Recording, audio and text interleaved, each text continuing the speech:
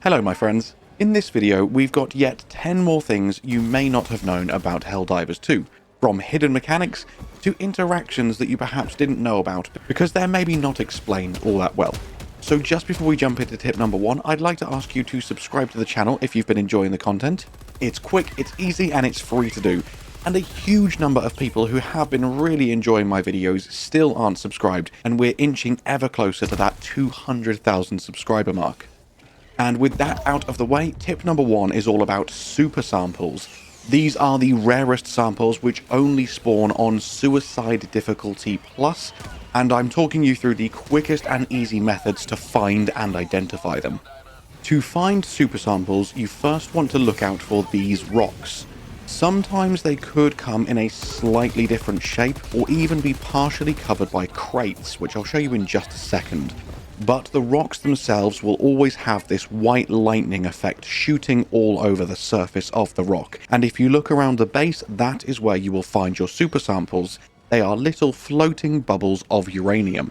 As you see in this clip, once I've cleared out the bugs, this rock is quite well hidden by these crates. However, you can see the white lightning effect round the other side, and when we go to the bottom, this is where we can loot our super samples.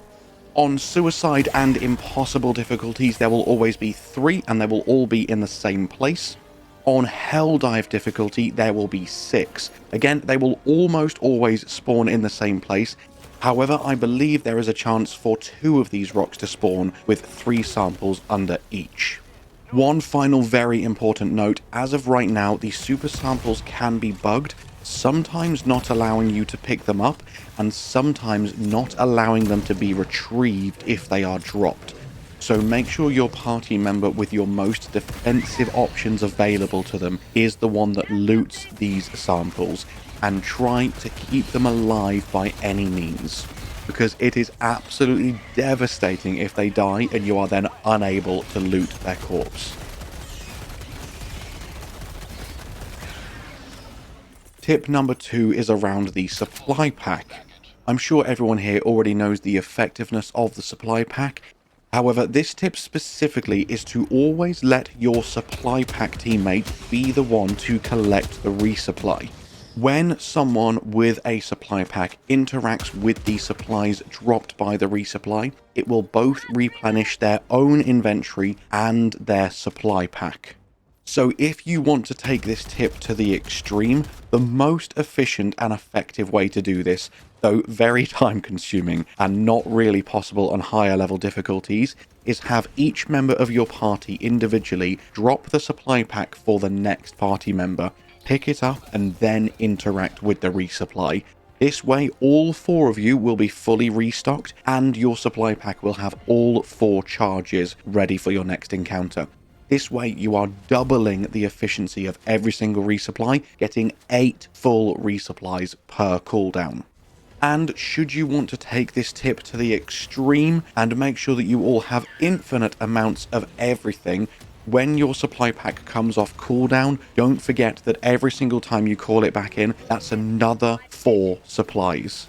I personally think this is a very underutilized backpack item, which will allow you to be so frivolous with the likes of your grenades and your stim packs, just throwing endless amounts and never ever running out of your equipment.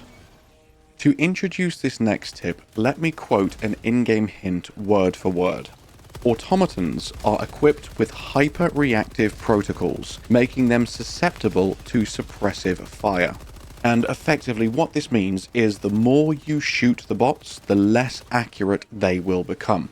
Now, I've tried to do a lot of testing on this to confirm exactly how effective this is, and from my initial testing, it's not great, but it does still make a difference in certain situations. So let me share with you now when you should and shouldn't apply this new knowledge. Firstly, it appears as though your weapon of choice needs to actually be doing damage for this to apply. Therefore, when we're all spraying this Hulk here with our assault rifles and our stalwarts, as you can see, all the bullets are flying off and he appears to be completely unaffected and no less accurate than usual, still obliterating me in the process of my testing. However, in this next clip, you will see no less than 20, perhaps even 30 bots here, ranging from raiders and marauders all the way to rocket devastators. and by the time we have finished clearing out every last one of them, all they have managed to do is breach our shield generators and do a tiny little bit of damage to my teammate. And as you see, if we play that again, the majority of the time I had my focus on the rocket devastator, and as you'll see, it did not try to fire a single rocket barrage. Unlike the machine guns, the rocket devastators have a very short period of lock-on, and by consistently damaging the rocket devastator, even with only small amounts of damage, I was able to stop it from locking on and not fire one single rocket that entire time. This will be highly ineffective against heavy devastators because they have just as much armor as Hulks with that giant ballistic shield in front. However, rocket raiders, rocket devastators, regular devastators, many bots, this method is going to be very effective for. So never forget that they are equipped with hyper-reactive protocols, as the game calls it, making them susceptible to suppressive fire. So if you've always got a couple of members of your team hanging back, spraying and praying, you should find you are dying to the bots a hell of a lot less than you were previously. Tip number 4 is about identifying and stopping bot drops and bug breaches. And to kick this off, I have a question for you. Which do you find most annoying, both to try and prevent and to deal with once it is happening? For me, I find that bug breaches are easier to prevent and also more difficult to deal with once they have happened, because they can literally spring up from under you. I have been sat on top of a Bile Titan previously when the bug breach has happened underneath me and it's lifted me into the sky, and it coming in contact with my body has insta-killed me. But hopefully after this tip you'll understand how they work at least a little bit more, and they will both become a bit easier to deal with. Firstly, the one thing that does potentially make bug breaches harder to deal with is that pretty much every bug can do this. You will notice one of them become suspiciously still before they start to raise the front of their body and make a very unusual sound, different to all of the other cheeps, chirps and roars they usually do. If you are quick enough when hearing this sound, you can shoot and kill them before the bug breach is called in. Beware though, because another bug in this swarm will probably try to take their place. However, if you do take out the whole swarm you're currently dealing with, you will prevent a bug breach from happening entirely, at least for the time being. And as for the bots, it is easier in the fact that only commissars have a flare gun and can call in a bot drop. However, I have yet to capture footage of me actually stopping one, because the commissars are so frequently protected behind big tough bots that you just cannot get to them in time. They will very quickly raise their flare gun and shoot that flare into the sky before you are filled with a sense of dread, because 2 to 4 dropships are now on the way to wreck your face. So my advice is to try and identify the commissars and take them out with explosions before they have chance to enter the fight. You will limit the amount of enemies in this fight, making each engagement significantly easier for yourself. For tip number 5, did you know that if you prone, you take less damage from explosions? Now, a lot of you probably did know that, but I've done the testing and let me show you exactly how effective this is. Using my own grenades here and trying to keep myself roughly the same distance away from them, as you can see, if I'm stood up, even if the grenade is quite far away, I am taking a good 70 to 80% of my health in damage. I'm also being propelled back, and it's gone all kinds of wrong for me. However, I can get pretty darn close as long as I am prone, take minimal damage. I'm talking less than 10% of my health here, and I am not stunned, I haven't been thrown back, I haven't ragdolled. So as for genuine practical uses for this, the first 2 big ones that come to my mind is any of the rocket bots. If you're fighting a rocket devastator or a rocket raider and you start to see them rockets fly towards you, just drop to the floor. Whether you're dolphin diving or just going straight prone. Not only will you dodge most of the rockets, even if one does hit, there's a big chance you will live. And the second, and perhaps even more practical use of this, is when you inevitably get bombed by your friends. Direct hits obviously will still kill you, but if you are caught in one of your friend's airstrikes, even though you still probably won't live, drop to the floor, and hopefully that will do something. It's better than nothing, right? Tip number 6 is to remember to check and tailor your settings. Now, this is something that I'm sure most gamers do as soon as they load up a game, but I can almost guarantee something that most of you don't do once you've become familiar with the game, when you've got 20 to 40 hours in it, is go back into your settings now that you're familiar with everything and see if there is anything that you would like to change and improve. Just a couple of examples that I know impacted my game drastically is Remember Aim mode. It starts off, so your aiming will always start in third person. I switched to global and was using global for quite some time. However, I've now realised certain weapons I much prefer first person and others I cannot use without being in third person, so I now have this on per weapon. And even more importantly, to pair with this, I have remember weapon functions set to yes. So the next time I pick that weapon up, it has still remembered my weapon mode, and I'm not needing to faff around and change that every single time I switch back to the weapon. Also, another really key setting for me is switch weapon on pickup. Some people will love this, some people will hate this. I personally hate it. I don't automatically want to switch to a machine gun or a grenade launcher just because I've picked it up, because it can really mess with my flow. But double check these settings, especially if you haven't gone through them before, because it can drastically improve your performance and your downtime. I'm not talking about your game's performance, I'm talking about your actual gameplay and your actual skill level. And finally, the last two settings I want to show you, I'm sure there's a ton I could show off, go through yourself, but the two other most important ones I strongly recommend you take a look at are the vertical field of view and the camera shake strength. I personally have got a lot of respect for players that can play on a maxed out field of view because it gives you the most full view of what's going on. You can see everything. But because I deal with motion sickness, I don't like the fact that the edges of the screen start to warp a bit, so I usually stick it on somewhere between 65 to 75. And again, that camera shake strength, some of the effects in this game are so intense that it really messes with my head and my eyes when I'm trying to play. I don't want it off because I like the experience, but changing it down to weak works perfectly for me. Tip number 7 is all around armor and armor perks. As of recording this video, the armor rating currently doesn't work. For anyone that doesn't know, this is a bug in the game. Light armor gives you the same rating as medium armor, which gives you the same rating as heavy armor. However, one thing that does work is the perks. And one perk I strongly recommend is the 30% increased throw distance.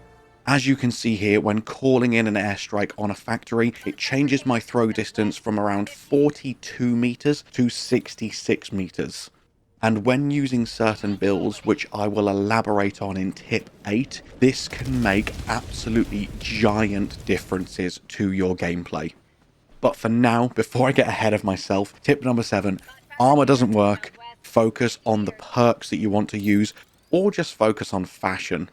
I would advise light armor unless there is a perk you really specifically want, because the stamina regen and the speed increase do still work, it's just the armor rating itself that doesn't, so make sure you keep that in mind the next time you're choosing your new favourite armor set. And as I was just talking about playstyles, tip number 8 is the viability of stealth in this game. Why is no one talking about how powerful stealth is? One of the perks on some light armor sets, such as the Trailblazer here, is that it reduces the range at which enemies can detect the wearer by 30%. Other things also affect this, such as whether you're running, crouching, or crawling, and also obviously how much other noise you are making.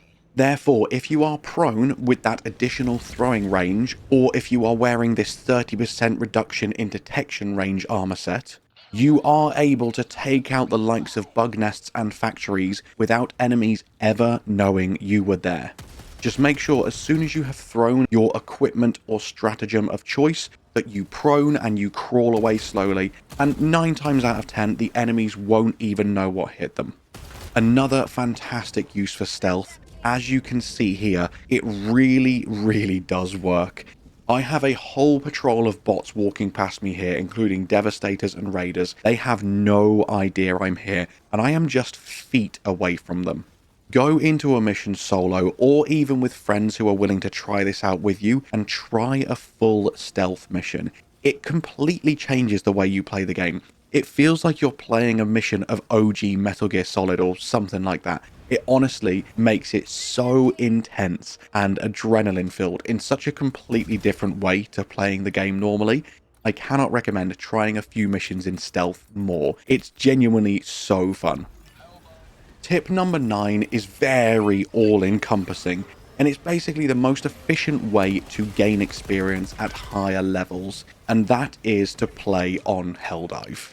Really, anything Suicide Plus is going to be great, and you want to be doing all objectives you possibly can.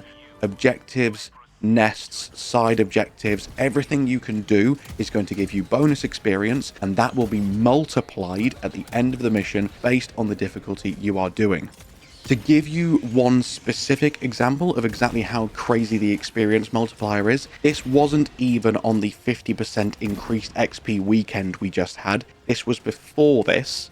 We completed a Helldive mission. We didn't do all that well. 2 optional objectives, 2 Helldivers extracted, barely any outposts dealt with, and as you can see, we got a base experience of 265. However, with the Helldive multiplier, that was converted into 1,365 experience. So once you have a full squad of people who know what they're doing, have all the stratagems unlocked, go and grind Suicide, Impossible, or even Helldive if you can, though it has just been buffed in the most recent patch. And you will find you are gaining absurd amounts of experience at a very rapid rate, provided you can finish the missions, that is. And don't forget, you don't need to extract, you have officially finished the mission once you've completed the main objective. If what you care about is experience over samples, focus on that main mission and don't worry if you get out. You'll still get a big XP boost and a big multiplier once you finish. And this final tip, your friends are either going to love you or hate you for this. This is pure evil. But what I suggest to try and deter your friends from hitting you and just basically trolling every mission is always run around with an offensive stratagem armed in your hands. Because if they hit you, well, you're going to drop that cluster bomb and it's probably going to land on them too. So this way we can all be kind and polite to each other, we can finish our impossible missions without being dickheads, and we can all go home happy. Either that, or we can continually rain bombs down on each other. It's up to you. just be warned, because if you do follow this advice, and you decide you want to dolphin dive off a cliff, you will drop it on yourself. So maybe take this last tip with a pinch of salt, and only do it if you're in a particularly trolly mood. And with that, that is it for this one, my friends. So all that's left for me to say is thank you so much for watching. I hope you have an amazing day, and I'll see you in the next one. Bye-bye.